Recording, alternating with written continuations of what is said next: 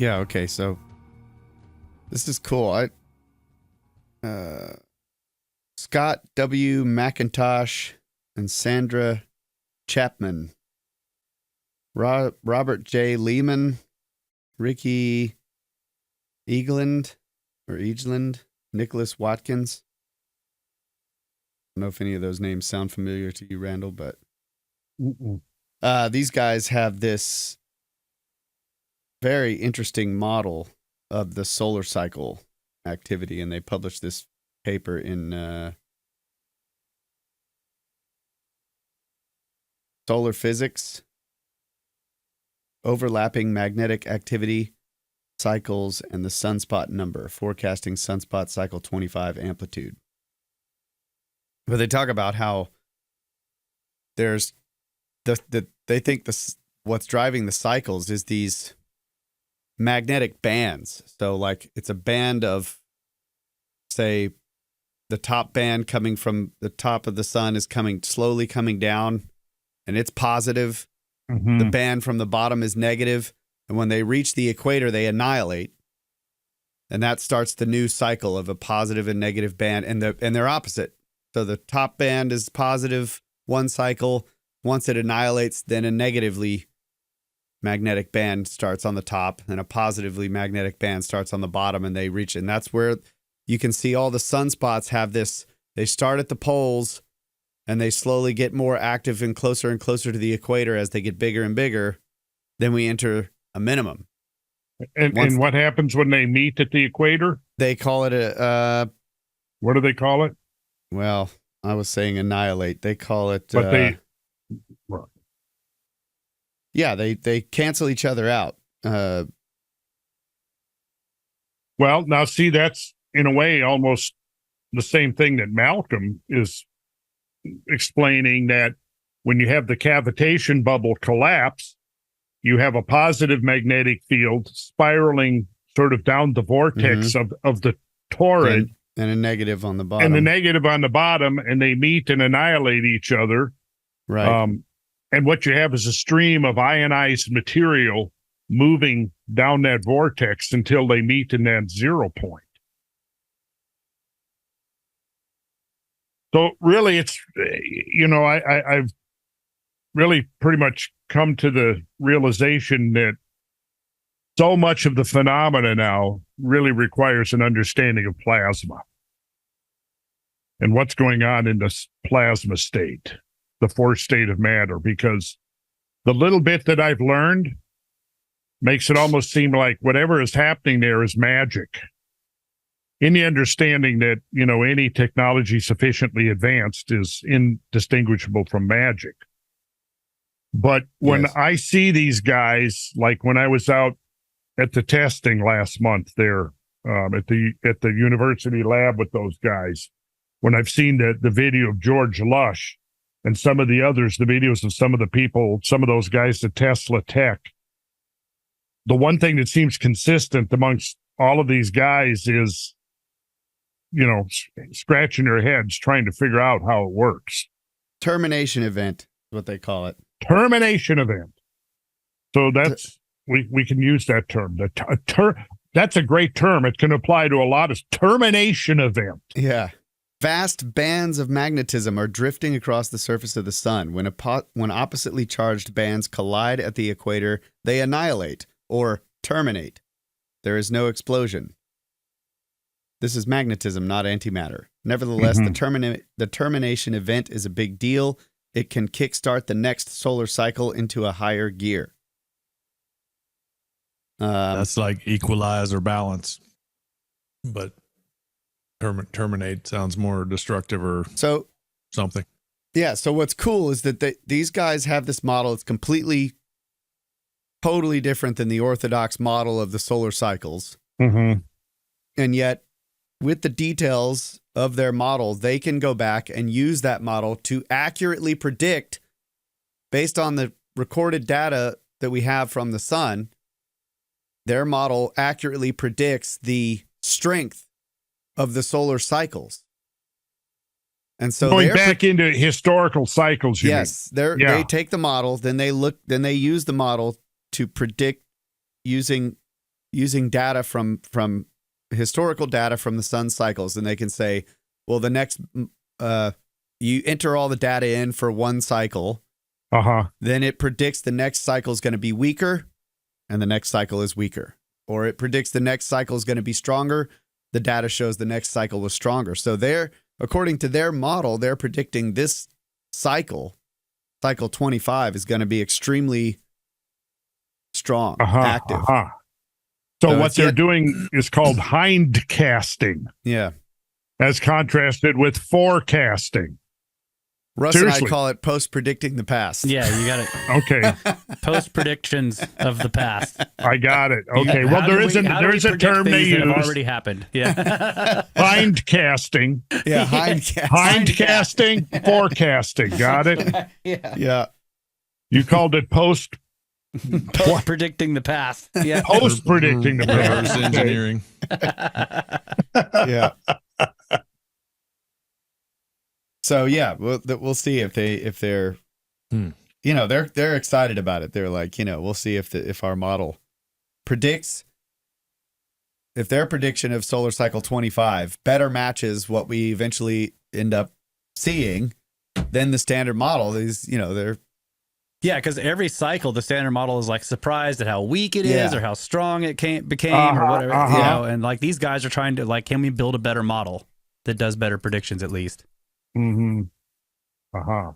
It's really cool when you look at the diagrams of how, and then when you look at actual pictures throughout the solar cycles of the sunspots, it's doing exactly what they're saying,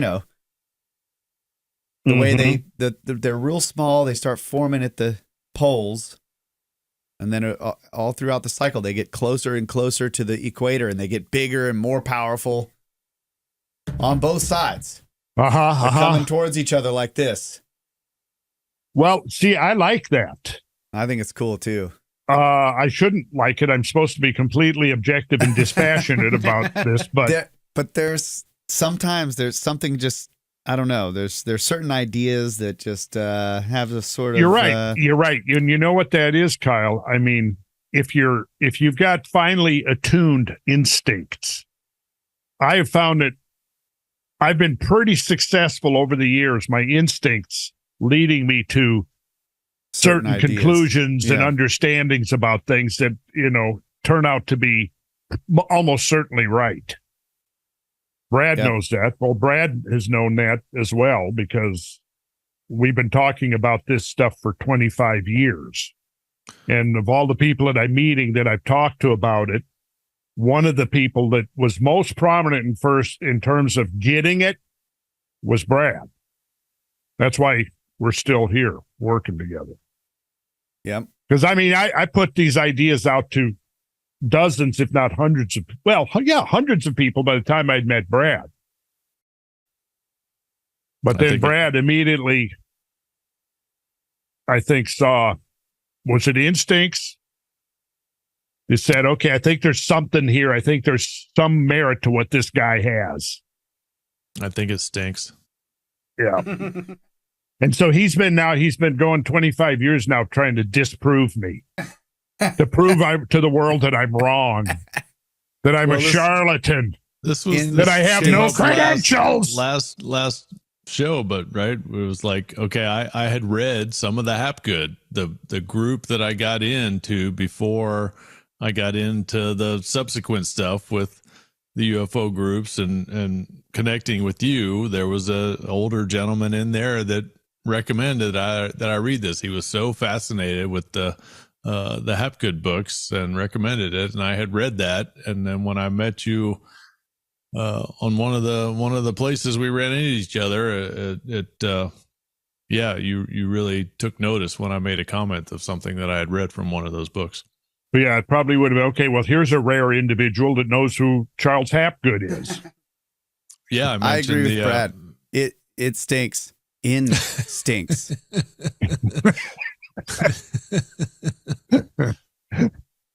Yeah, I said we went to that. We've said this, but it's been years, long time since it happened. But yeah, we went to see Brian O'Leary at that little church, and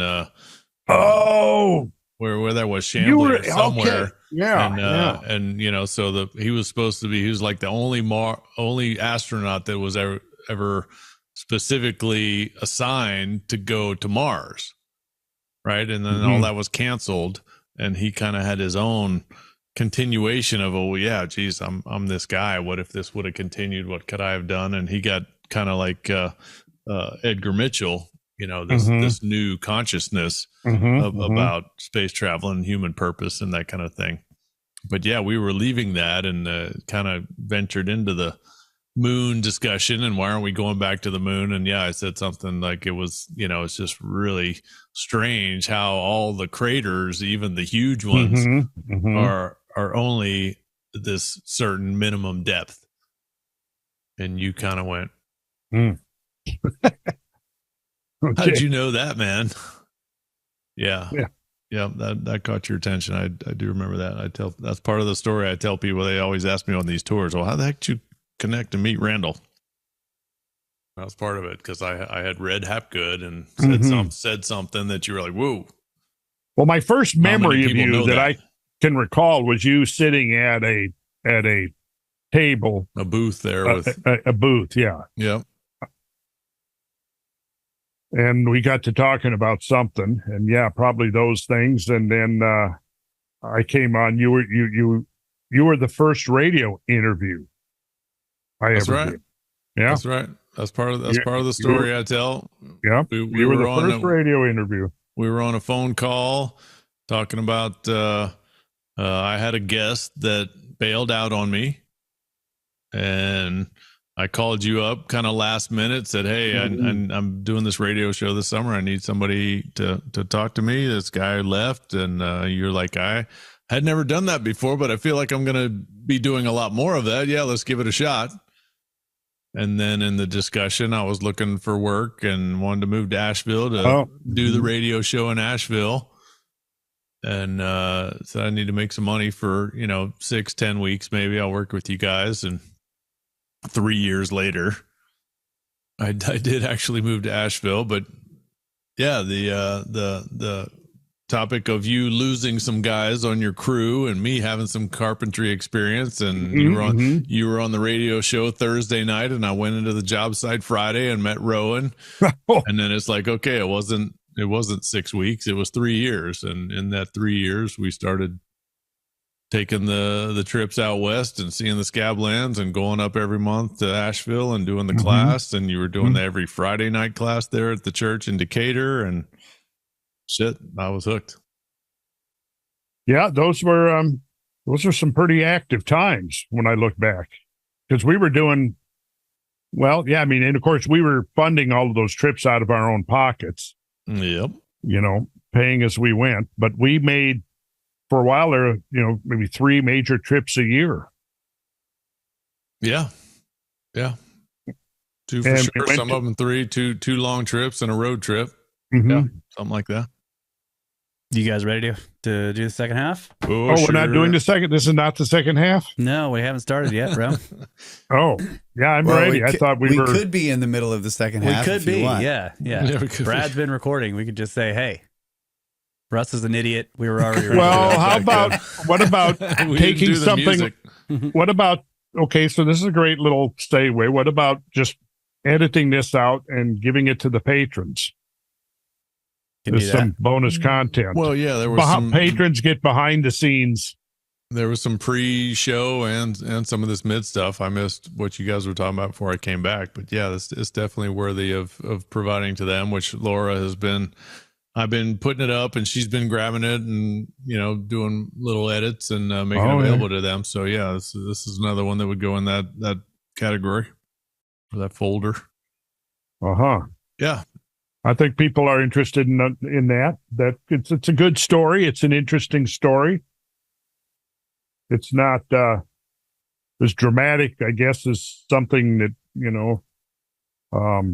like, for example, if Brad, or like say I had been taken hostage and Brad had to come and rescue me and had to fight his way into the compound there. And all right. Well, the story is related of your Easter event there, and that was like right when I was showing up. So that's true. In some ways or another, I was the 2x10 to the face. Mm-hmm. It's time to do some new, bigger stuff. I've showed up. Oh, look at that. Wow. Yeah. So these are just some examples of what the bands would be as they approach each other. These are all the storms or the sunspots or whatever. All this it's activity. a compilation. Yeah. There's the lower band, the upper band, and they're about to have a Terminator event when they reach the equator and annihilate. So this is like earlier. Well, and cycle. More or less that's that 19.5 degrees off the equator, right? Yeah, it's a 30-degree band. Which is consistent. 30? Yeah. Okay. Roughly, 33. Yeah. Yep. 33. 33 degrees. In terms of latitude, you mean? In terms of like 0 being the solar equator. Yeah. Yeah, that was something plus Hoagland, and minus 30 Hoagland did years ago, right? Yeah. The Hawaii's at 19.5 degrees. The Olympus Mons is at 19.5 degrees. There's multiple things that around the solar system. Yeah, Richard Hoagland. And that's where if there was a tetrahedron within a sphere, that the points at the North Pole, the other 3 points would be at 19.5 degrees. Yep. South of the equator. Yeah. And if you did a star tetrahedron, so the inverse, then you'd also have those 19.5 degrees above the equator. Exactly. Yep. And that's, So, okay, well, should we start? Very interesting stuff. I thought we did start. Thanks to all the Patreon supporters. Yeah. We appreciate everybody that donates to podcasts. Absolutely. Let's say that when we return, that we appreciate the. We're returning. I'm saying that if this goes on the Patreon, I'm just saying thanks to everybody. Thanks to everybody. Then yes, I see now what you're doing. And don't I want to second that podcasting over here. I want to second how much we appreciate any support we get. We're seeking professional status. Yeah, we're still working on it. All right, folks, we're back. We are back. Second half of the show. We just probably recorded a Patreon segment in the break there, and there was a lot of interesting talk before the show as well that might also go on the Patreon eventually. Don't quote me on that. Brad's got a lot of work to do, and he's also traveling a lot. Help out Randall, help out the group, the podcast, get better, and more often patreon.com/Randall Carlson. Yeah. So are you you're trying to put more content on the Patreon, Brad, or what's the definitely. We've got bonus content, and it's just having the help to do it all. And Laura, our art director, that does the website now and does the graphics, and she's also taken on some editing duties. Is learning wearing to edit many hats. Yeah, she is. Social director for the tour events. She's learned to use an editing program on her phone. So she puts together some short videos and some longer videos. But she's been grabbing some of the stuff that's behind the scenes, the non published parts of the podcast beforehand, during the break, post podcast, and making that available. So we're getting better about giving some regular content to the Patreon supporters, because we really appreciate them, and we need more. There's so much content, and it takes time and effort to get it out there. Just give it to them raw, Brad. Give the Patreons just the raw stuff. Well, make it easy on yourself.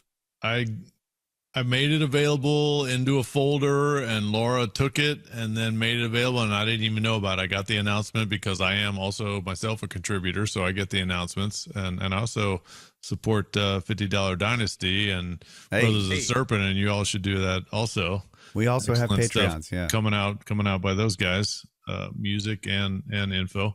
But yeah, she posted something. I was like, well, hey, let me know what you're doing. I want to see it. It's like, so yeah, she's grabbing it and going. So there's a lot more than there used to be, and we're gonna keep that coming.